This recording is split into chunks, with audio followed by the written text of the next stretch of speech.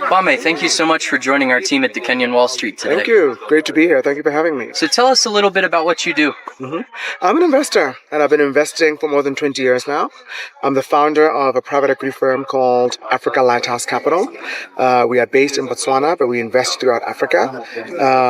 We spend a lot of time in Botswana, in South Africa, looking at companies in Southern Africa, and we're very, very interested in investing further afield, including in East and West Africa. In addition to running Africa Lighthouse Capital, a private equity firm, I'm also very active in VC investing as an angel, and I've invested in companies in the US, in Israel, in Ghana, in Nigeria, in South Africa, in Botswana, and so I'm very, very active in trying to build VC ecosystems and support founders and institutionalize our VC markets in Africa, particularly by getting local capital involved. So my big angle in terms of being in fund management is trying to get African pension funds to invest in Africa. Okay. Now, for our viewers who may not know what private equity and venture capital are, can you explain the difference between the two? Absolutely. So private equity applies to companies, investing in companies when they're already profitable, growing, cash generating. So they have a level of maturity where they've been through the early stages in order to be able to make enough income to cover their costs. They have built some level of institutionalization, and they've been through perhaps the toughest parts of growth. And the idea is fully fledged, and it's about optimizing operations. Venture capital, on the other hand, is about investing in very early stage companies that are not mature, where there isn't as much of an operating model that's been perfected, but more of an idea that is being refined, pivoted, and being perfected. The institutionalization is often not there. There's a founder or there's a strong team, but it'll be a journey to get to the point of institutionalization. Venture capital is in startups, so young companies, often not yet covering their costs. And so the money that a venture capitalists invest is there in order to allow the company to hire more people, or to develop the product, or to build something within the company in order to execute the big idea. So the difference is really about stage, with venture capital being about early stage companies and private equity being about mature, older companies. Okay. And where do you see the state of VC going in the next 5 to 10 years here in Africa? I'm very excited about the state of VC in Africa. The main thing that's exciting is that the number of super smart, super driven, very talented African entrepreneurs is exploding. These kids are often self-taught developers. They have lived and worked in Africa and seen inefficiencies and pain points in our lives and our markets, and are coming up with solutions to solve that. And as long as we have that, we have the raw materials or ingredients to a thriving venture capital market.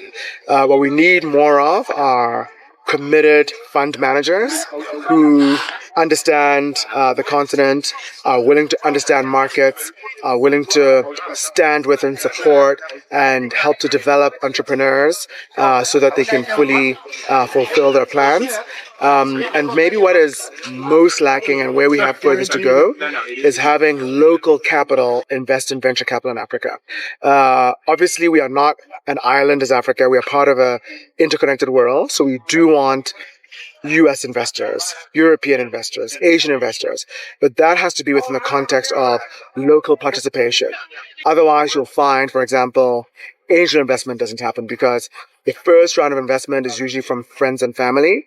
So you need local people who know you from school, who know you from work, who know you from church, to invest in you. So we need more local participation.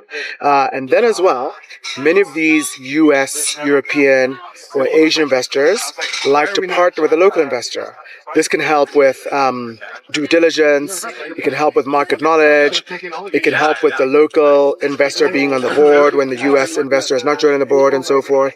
And so you really need some local fund managers as well. And those fund managers, because they're local, may not have relationships with pension funds in the US or Europe. And so you need local pension funds, local institutions to provide investment capital to local fund managers. That is where we are furthest, and that's the part of the ecosystem that we really want to wrap up. Okay, and what advice do you have for a young entrepreneur just starting their first startup? My advice to them is to test and experiment with their business model, to really talk to customers, to see who of their peers and other people in their network that they have been discussing this idea with, they can collaborate because it takes a team to really execute at meaningful scale, and getting the customer feedback loop and making sure they're happy is what will allow the perfection of the product to happen such that this can become a real business. Okay, and what are you hoping to get out of your time here this week at the Kaufman Fellows Summit? Two things mostly. Number one is connection. All of us fight lonely battles as venture capitalists. There are deals we win, there are deals we lose. There are companies in our portfolios which are thriving, and there are companies that are really finding challenging times. There are companies that are well-funded, and there are companies that don't have a long enough runway for funding. And so connecting with other people, sharing these stories is a very, very important part. That's number one, connecting with peers who have gone through a similar experience globally. The other big thing is to really catalyze the African VC market. It's very rare to have 300 plus global venture capitalists come to Africa, meet African founders, find out about African business models, find out about African success stories. And so it's a unique opportunity that I hope, especially because most of these 300 venture capitalists are coming to Africa for the first time, that this will be a conversation starter. From here, their curiosity will be piqued. They will follow up with me about a question. They'll follow up with other people about a co-investment. And this can start to create the appreciation of Africa as more central to the global venture capital market rather than the current peripheral standing we have in the global venture capital market. Okay, and now to finish us off today, I have a few quick fire questions for you. Yes, absolutely. So when you were first starting your career, what did you spend your first paycheck on? I spent my first paycheck on getting work clothes. I needed to make sure that I had enough change of clothes for the full month. This was the era of suits, so enough shirts and a few change of suits and shoes was what I spent that on. You and me both. Now, if I were to go to your Spotify or Apple Music or YouTube, what genres am I going to see? You're going to see different things. You're going to see some hip hop. You're going to see some R&B. You're going to see some pop. You're going to see a lot of classical music.